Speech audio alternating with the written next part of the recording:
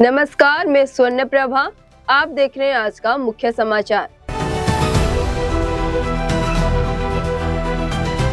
आने वाली 9 और 10 तारीख के लिए बीजेपी पार्लियामेंट्री व्हिप सभी लोकसभा एमपीज को मौजूद रहने के लिए व्हिप जारी किया गया है।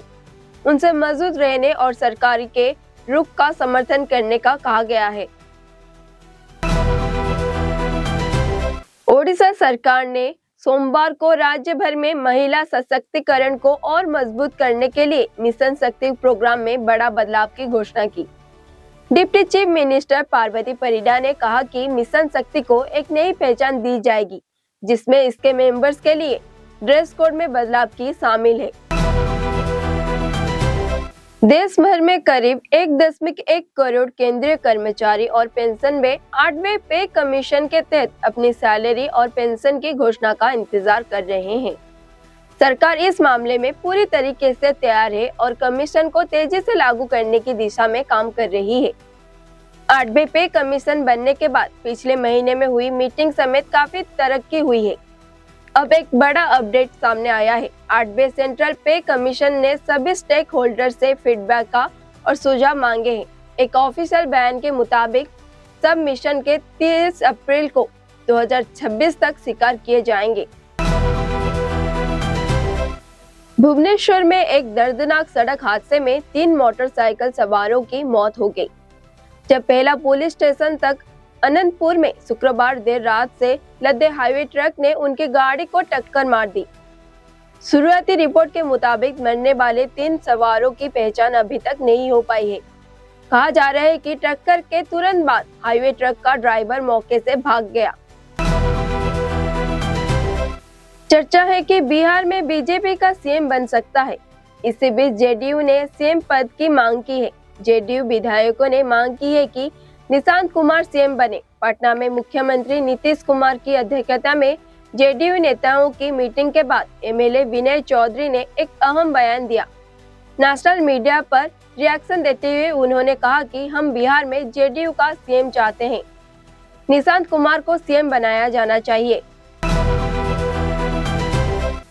ओडिशा विजिलेंस डिपार्टमेंट के अधिकारियों ने शनिवार को वाटर रिसोर्सेज डिपार्टमेंट के असिस्टेंट एग्जीक्यूटिव इंजीनियर से जुड़े प्रॉपर्टी पर 7 छापे मारे। उन पर अपनी इनकम के ज्ञान सोर्स से ज्यादा संपत्ति रखने का आरोप है। आधिकारिक पहचान प्रमोद के तौर पर हुई है, जो अभी केंद्रापड़ा जिले के डेराबीस इरिगेशन डिवीजन में असिस्टेंट एग्जीक्यूटिव इंजीनियर के तौर पर पोस्टेड है। आरोप पर कार्रवाई करते हुए विजिलेंस की टीमों ने कई जिलों में उनसे जुड़े 7 जगहों का तलाश ली। भुवनेश्वर में रीजनल मौसम विज्ञान केंद्र के अनुसार शनिवार से शुरू होकर अगले 3 दिनों तक ओडिशा में कई हिस्सों में बारिश हो सकती है। इस दौरान राज्य के ज्यादातर जिलों में बारिश होने की उम्मीद है। मौसम विभाग ने यह संकेत दिया कि उत्तर तटीय जिलों में 1 या 2 जगह पर आंधी तूफान और बिजली कड़कने के साथ बारिश हो सकती है। शनिवार सुबह ओडिशा के रायगढ़ जिले में एक चौंका देने वाली घटना 5 साल के एक लड़के को कथित तौर पर किडनैप कर लिया गया और बाद में उसकी हत्या कर दी गई। यह घटना बिस्मा कटक पुलिस स्टेशन की सीमा के तहत चटिकानापुरमा स्टेशन के साई की है। नाबालिग की लाश इलाके के एक पुराने घर के पीछे एक बोरे में अंदर से मिली। रिपोर्ट्स के मुताबिक बच्चा शुक्रवार शाम को लापता था, जिससे परिवार के सदस्यों और इलाकों में लोगों में चिंता बढ़ गई है। शुक्रवार को ओडिशा के भुवनेश्वर में केंद्रीय गृह मंत्री अमित शाह और ओडिशा भारतीय जनता पार्टी यूनिट के सीनियर नेताओं के बीच एक हाई लेवल मीटिंग हुई, जिसमें ऑर्गेनाइजेशन मामले और सरकारी कामकाज दोनों पर अहम चर्चा हुई। यह मीटिंग बीजेपी स्टेट हेडक्वार्टर में हुई और 1 घंटा से ज्यादा चली। बीजेपी के स्टेट प्रेसिडेंट मनमोहन सामल के मुताबिक बातचीत मुख्य रूप से पार्टी ऑर्गेनाइजेशन को मजबूत करने और गवर्नेंस को जुड़े मामले के रिव्यू करने पर फोकस किया। केंद्रीय गृह मंत्री सहकारिता मंत्री अमित शाह ने शुक्रवार को ओडिशा के अपने 1 दिन के दौरे के दौरान 3,275 करोड़ के डेवलपमेंट के प्रोजेक्ट्स का उद्घाटन और शिलान्यास किया, जिससे राज्य में कोऑपरेटिव सेक्टर और direct development, general security, infrastructure को काफी बढ़ावा मिले।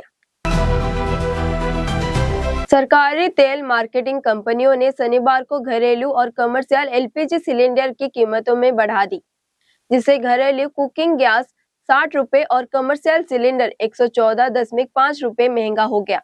यह बढ़ोतरी मिडिल स्टेट के चल रहे संघर्ष से जुड़ी दुनिया भर में एनर्जी को बढ़ती कीमतों के बीच हुई है।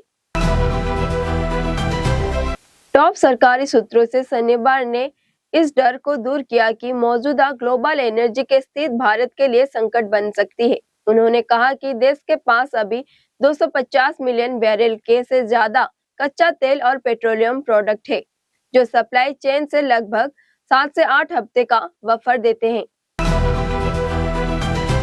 ईरान के यूएन एम्बेसडर अमीर सईद इरावनी ने कहा कि यूएस इजराइल के एयर स्ट्राइक में महिला और बच्चों के समेत कम से कम 1332 ईरान नागरिक मारे गए हैं, हजारों घायल हुए हैं। रिपोर्ट के मुताबिक इरावनी न्यूयॉर्क में यूएन हेडक्वार्टर में रिपोर्ट्स बताया कि ईरान रेड में क्रेसर सोसाइटी के हवाले में देश भर में 180 से ज्यादा बच्चे मारे गए हैं और 20 से ज्यादा स्कूल का नुकसान पहुंचा है।